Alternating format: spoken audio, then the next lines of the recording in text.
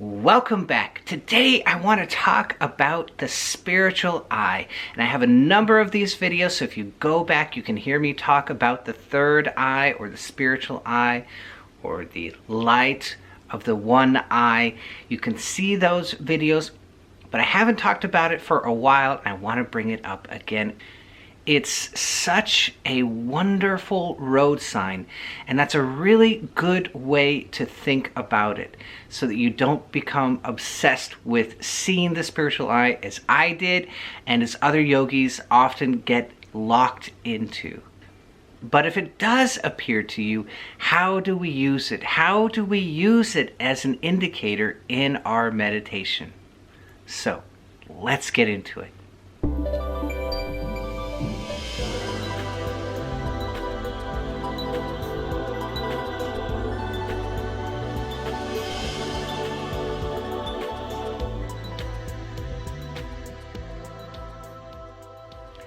So first of all, if you see the spiritual eye, great. If you don't see the spiritual eye, don't worry about it because it's merely a road sign. So it's kind of like you're driving down the freeway, right?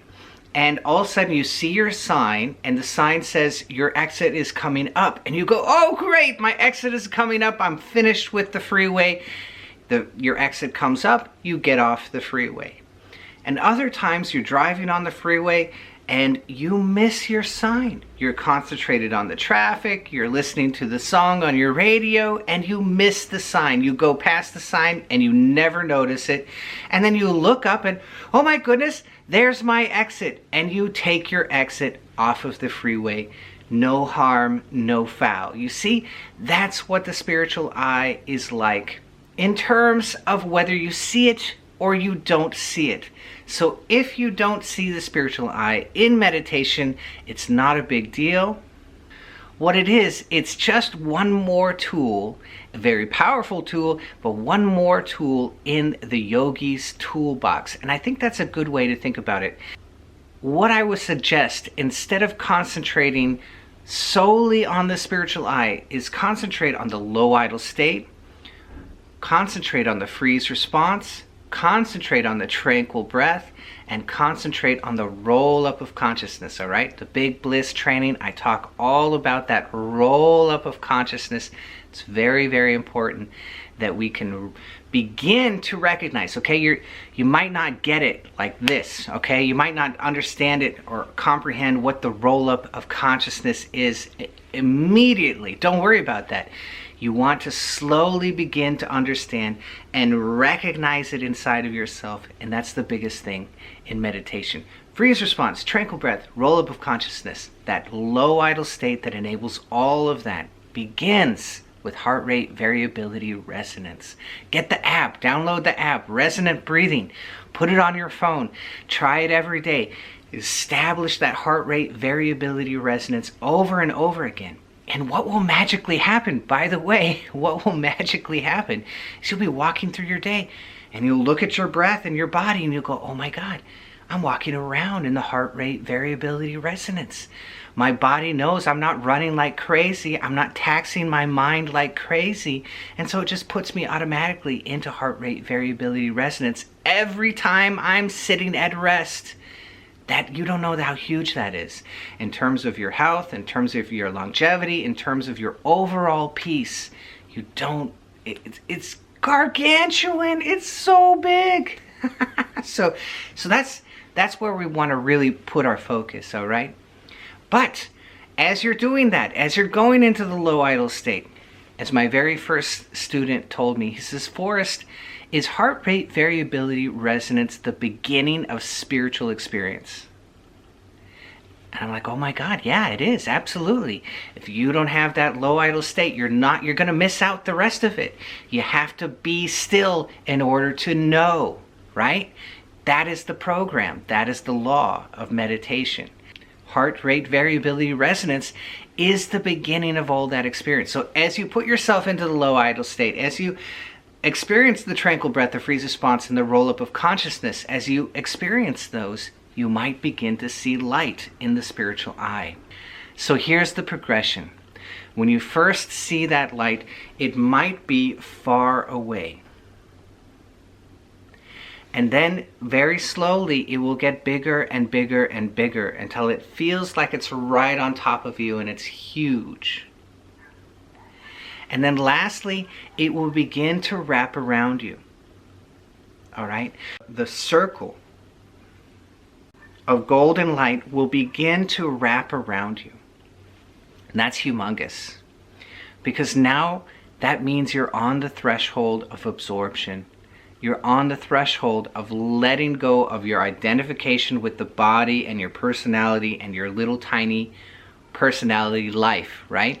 You're letting go of that and you're embracing expansion. That's where that's going, right? You're going into a profound connection with the right brain. And to do that, we have to let go of the left. And that's a transition that you're on. The relaxation is so profound that you're getting to that point.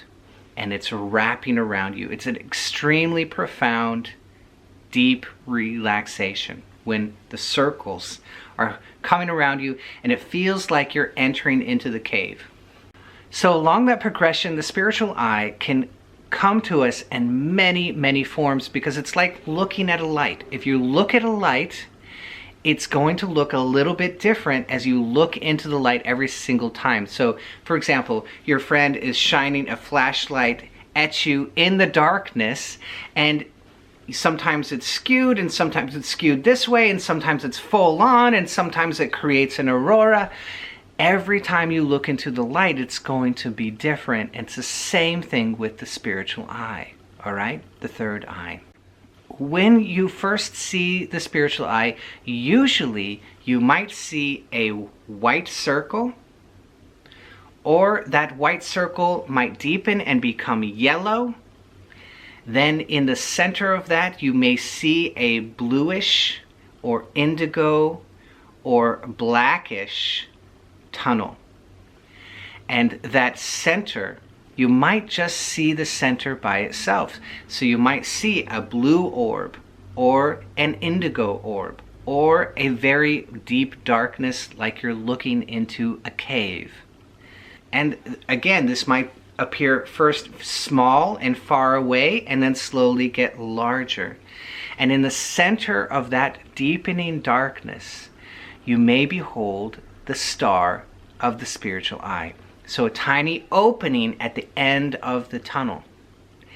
And some yogic traditions hold that star very high because it's a very deep perception. So rightly so, it's a deep experience, but the deeper experience is the end of the actual progression. When you are actually floating through the cave and coming out the other side, because you're transferring your identification at that time. You are relaxing so profoundly that you are letting go of the little left brain personality and the little left brain life that we've been living. The little tiny story that we have, we're letting it go, you see? And we're relaxing and letting go so profoundly that we begin to embrace expansion. We begin to embrace the silence. And that's the deep, deep, deep meditation, which eventually goes into absorption and the oneness experience of samadhi.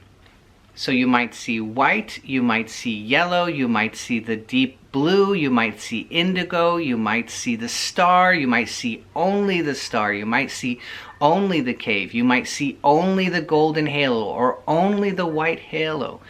All of those are the spiritual eye. It might be small, it might be big. It might wrap around you, and as it wraps around you, you might see the rings coming around you, or you might see it as sheet lightning, as if the rings are floating in front of you.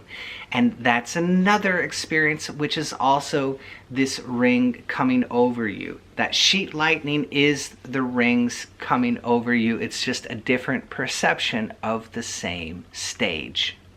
Many people, when they first see the spiritual eye, they will describe it to me as a blob. I notice a big blue blob in the center of my vision. And then because the eyes are not used to staying in one place with your eyes closed, the eyes will actually drift. And as the eyes drift, your perception of the spiritual eye also drifts. And so it will begin to go like this. So lots of people will write me and tell me, my spiritual eye won't stay stationary. It keeps floating to one side or the other. Well, that's because your eyes are actually drifting, or your perception of your concentration is slightly drifting one way or another. And as you continue and you keep practicing this and you keep looking at the spiritual eye and you learn to look but let go in that Hakala style, right? Which I keep teaching, right? You look but let go. As you keep doing that, it will begin to stay in focus. So in the beginning it will drift a little bit, but over time it will consolidate and stay in one place. So you might see the blob, you might see half a blob, you might see half of a cave, you might see half of the golden circle or half of the white circle, or you might see the star and it won't look like a perfect 5-pointed star. In the picture that many yogis show, they will often show a perfect 5-pointed star. Well, I've seen thousands of different variations of that same star because, again, it's a light and you're looking into a light, and as it shines, it's going to look slightly different. All of that is the spiritual eye. And another thing that you might see are reflections of the chakras. So if you go through the chakras, you notice that each of the chakras are a different color, representing a different experience. And you don't see it down there, you see it up here in the spiritual eye. It's a reflection of the chakra. And almost all of those pictures are not correct. The place that they are correct is in my old book, Hacking the Universe. I list those correctly as they appear to the yogi in order. And the one which is so fascinating is the throat. And it's like looking into static on a television screen. And it's all these black and white dots. And as it gets deeper, it actually becomes fractal-like. So you're looking at a fractal of white and black. And that's the ether which floats through everything in our universe. So you're actually looking directly into the ether as you see that white and black dot everywhere. Now, I've mentioned this before. If you think you're seeing the spiritual eye, you're definitely seeing it. So I think I might be seeing light, Forrest. Yes, you are seeing light. And it's very interesting that all of my spiritual eye conversations with yogis, they almost always begin this way. I think I'm seeing light. I think I'm seeing the spiritual eye. And then they'll describe it perfectly, or very close to perfect, or part of that spiritual eye. And I'll go, yes, that is the spiritual eye. And they'll go, oh my God, I thought it was. It's a beautiful road sign as we're passing through, leaving behind the little preoccupation with the left brain and the left brain personality and the left brain story and the left brain body, letting go, embracing expansion of the right brain, embracing the perceptions of the right brain, getting into the grand antenna in the right brain, which is connected to the big holy. So I hope you love this. If you did, be sure to hit that bell down below so I can see all of you next time.